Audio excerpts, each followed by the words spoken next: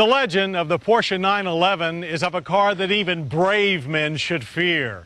But in recent years, Porsche has tamed its hairy beast, as today's 911 is the most user-friendly supercar on the road.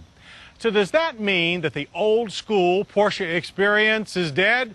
Well, not as long as the Porsche 911 GT3 exists.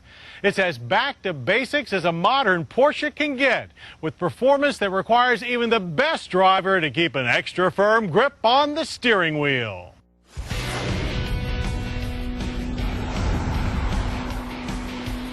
But it's not just pure velocity that makes the 2004 Porsche 911 GT3 a challenge to drive.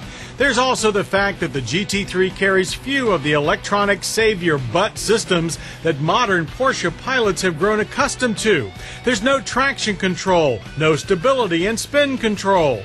In fact, anti-lock brakes are the only concession that the rear-drive GT3 makes to the 21st century. What the GT3 does offer is everything that made earlier Porsches so appealing to the serious driver.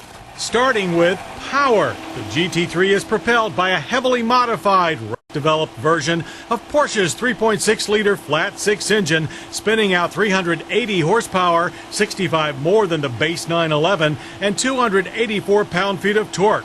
Potent power parts include lighter pistons, crankshaft, and valves, longer titanium connecting rods, and sharper cam profiles.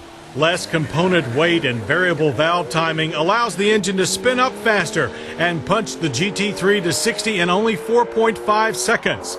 The quarter mile is flattened in a mere 12.9 seconds at 112 miles per hour. An asymmetric controlled limited slip differential allows it to leap off the line with minimal wheel spin. Full power is available from almost idle to redline with an extra hit around 5,000 RPM. The 6-speed manual, the only transmission for the GT3, has a shifter that feels a little rubbery, but the gears are perfectly spaced and includes an oil cooler for added durability. To feed power to the road, the GT3 wears 18-inch wheels shod with big ZR-rated tires. At the front are 235/40s, while the rears measure a squat 295/30. Wheel movement is controlled by stoutly tuned McPherson struts up front and a multi-link coil rear. The GT3 shares its suspension with the GT2, and that means adjustable anti-roll bars, height-adjustable front spring plates, and metal support bearings. This allows owners who race the car, and plenty do, to fine-tune the suspension for different tracks. But it also means a sharp, nervous front end on the street with super quick turn-in. Fortunately, the high-speed rack and pinion steering delivers healthy feedback. The twitchy front end and big rear wheel power demand careful, balanced throttle control. Hammer the go pedal too hard out of a tight corner and you'll quickly be reading your own license plate. Too timid and an overload of understeer is the rule. This is a car that requires you to put down the cell phone, turn off the radio, and drive like you mean it. And when it comes time to stop, only 114 feet are required to bring the GT3 down from 60. Our tester wears optional ceramic composite brakes. The ceramic stoppers provide astounding power and feedback, but the price is substantial brake noise at normal road speeds. Helping the GT3 stick to the road are carefully tuned aerodynamics. The front fascia wears a deeper lip spoiler than the base 911 to reduce undercar airflow, while composite panels close off the underbody to reduce lift. The rear wing, unlike those found in high school parking lots, actually performs, while rear body airflow is optimized by reshaped side sills and wheel spoilers.